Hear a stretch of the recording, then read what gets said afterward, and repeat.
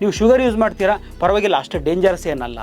ನೀವು protein use ಮಾಡ್ತೀರಾ first stop ಮಾಡಿ, ಯಾಕಂದರೆ ಇದು ಶುಗರಿಗಿಂತ 10 ಪಟ್ಟು ಹೆಚ್ಚು ಅಪಾಯಕಾರಿ. ಇದನ್ನು ಕೇಳಿ ಅಳಬೇಕೋ ನಗಬೇಕೋ ನನಗಂತೂ ಗೊತ್ತಾಗ್ತಿಲ್ಲ, ಎಲ್ಲಿವರೆಗೂ ಬಂದ್ಬಿಟ್ಟಿದೆ. ಏನು ಹೇಳ್ತಾರೆ ಪೂರ್ತಿ ಕೇಳ್ಕೊಂಬರೋದ ನೋಡಿ. ಅಂತಂದರೆ ಈ ಪ್ರೋಟೀನ್ ಇದೆಯಲ್ಲ, ಇದು ಫುಡ್ ಎಕ್ಸ್ಟ್ರಾಕ್ಟ್, ಅದೇ ನಾವು ತಿಂತಕ್ಕಂಥ ಆಹಾರದಿಂದ ಎಕ್ಸ್ಟ್ರಾಕ್ಟ್ ಮಾಡಿರ್ತಕ್ಕಂಥ ಪ್ರೋಟೀನ್ ಇದು.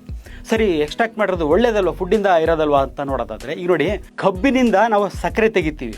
ಸಕ್ಕರೆ ಒಳ್ಳೇದು ಅಂತ ಹೇಳ್ತಾರಾ? ಇಲ್ಲ, ಸಕ್ಕರೆ ಅಪಾಯಕಾರಿ ಅಂತ ಹೇಳ್ತಾರೆ. ಸೊ ಇವ್ರ ಪ್ರಕಾರ ಹಾಲು ಒಳ್ಳೇದು, ಮೊಸರು ಕೆಟ್ಟದ್ದು, ಮಜ್ಜಿಗೆ ಕೆಟ್ಟದ್ದು, ತುಪ್ಪ ಕೆಟ್ಟದ್ದು, ಬೆಣ್ಣೆ ಕೆಟ್ಟದ್ದು, ಪನ್ನೀರ್ ಕೆಟ್ಟದ್ದು.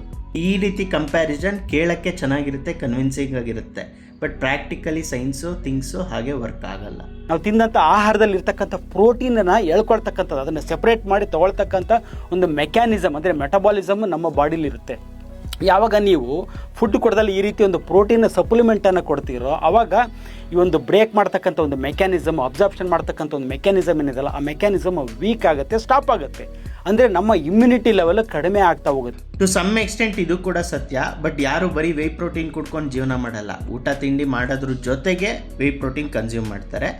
ಚಿಕನ್ನು ಮೊಟ್ಟೆನೂ ತಿಂತಾರೆ. Hardly 1 to 2 scoop whey protein ಕುಡಿತಾರೆ. ಇಷ್ಟೊಂದು ಪ್ಯೂರಾಗಿ ಕನ್ಸಿಡರ್ ಮಾಡ್ತೀರಾ ಅಂತ ಅಂದರೆ ನೀವು ಅನ್ನ ತಿನ್ನೋ ಬದಲು ಅಕ್ಕಿ ತಿನ್ಬೋದು. ಬಿಕಾಸ್ ಅಕ್ಕಿ ಹಾರ್ಡ್ ಟು ಡೈಜೆಸ್ಟ್, ಬೇಗ ಡೈಜೆಷನ್ ಆಗಲ್ಲ.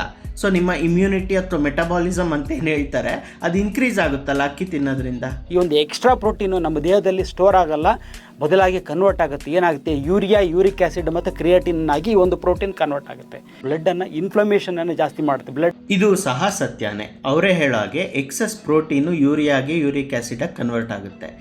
ಎಕ್ಸಸ್ ಪ್ರೋಟೀನ್ ಅಂದರೆ ಎಷ್ಟು ಅಂತ ಅವರ ವಿಡಿಯೋ ಕಮೆಂಟ್ ಸೆಕ್ಷನಲ್ಲಿ ಕೇಳಿ.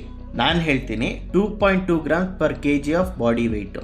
100 kg ಇರೋ ಓವರ್ ವೆಯ್ಟ್ ವ್ಯಕ್ತಿ ನನ್ನ ಹತ್ರ ಬಂದರೆ ಅವನಿಗೆ ನಾನು ಕೊಡೋದು 60 to 70 ಗ್ರಾಮ್ ಪ್ರೋಟೀನ್ ಮಾತ್ರ.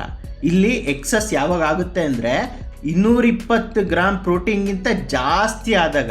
ಈ 70 ಗ್ರಾಮ್ ಪ್ರೋಟೀನ್ ಅವ್ರಿಗೆ ಬರಬೇಕಂದ್ರೆ 10-12 ಮೊಟ್ಟೆ ತಿನ್ನಬೇಕು. 4 ಮೊಟ್ಟೆಗೆ ಸುಸ್ತಾಗಿ ಹೋಗಿರ್ತಾರೆ. ಸೊ 4 ಮೊಟ್ಟೆ, ಒಂದು ಸ್ಕೂಪ್ ವೇ ಪ್ರೋಟೀನ್ ಹಾಕಿದ್ರೆ ಹಾರ್ಡ್ಲಿ 50 ಗ್ರಾಮ್ ಆಯಿತು. ಸ್ಟಿಲ್ 20 ಗ್ರಾಮು ಬೇಸಿಕ್ ಲೆವೆಲಲ್ಲೂ ಶಾರ್ಟೇಜ್. ಅದು ಇಲ್ಲಿ ಏನೇನು ಮಾಡ್ತಿದ್ದಾರೆ ಅಂದರೆ ನಾಲೆಡ್ಜ್ನ ಯೂಸ್ ಮಾಡಿಕೊಂಡು ಅವ್ರಿಗೆ ಹೆಂಗೆ ಬೇಕೋ ಅದನ್ನು ತಿರುಚ್ತಾ ಇದ್ದಾರೆ. ಆ್ಯಪಲ್ ಸೀಡಲ್ಲಿ ಸೈನೈಡ್ ಇರುತ್ತೆ, ಇದು ನಮ್ಮ ಸಾಯಿಸುತ್ತೆ. ಬಟ್ 1 kg ಆ್ಯಪಲ್ ಸೀಡ್ಸ್ ತಿನ್ನಬೇಕು, ಇಂಪಾಸಿಬಲ್. ನೀವು ಅಷ್ಟು ಕಲೆಕ್ಟ್ ಮಾಡೋಕ್ಕೆ ಆಗಲ್ಲ. ನೀರು ಕುಡಿಯೋದು ಕೆಟ್ಟದ್ದು, ಜಾಸ್ತಿ ಕುಡಿಬೇಡಿ ಅಂತ ಹೇಳ್ತಾ ಇದ್ದಾರೆ. ಬಟ್ ಜಾಸ್ತಿ ಎಷ್ಟು ಅಂತ ಹೇಳ್ತಾ ಇಲ್ಲ. 25 ಲೀಟ್ರು ಜಾಸ್ತಿ ಅಂದರೆ 4 ಲೀಟ್ರ್ ಕುಡಿಯೋಕ್ಕೆ ಜನ ತಿಣ್ಕಾಡ್ತಾರೆ. 20 ಸತಿ ವಾಶ್ರೂಮ್ಗೆ ಹೋಗ್ಬೇಕಾಗುತ್ತೆ ಅಂತ. 25 ಲೀಟ್ರ್ ಯಾವ ನನ್ನ ಮಗನ ಕುಡಿಯೋಕ್ಕಾಗುತ್ತೆ?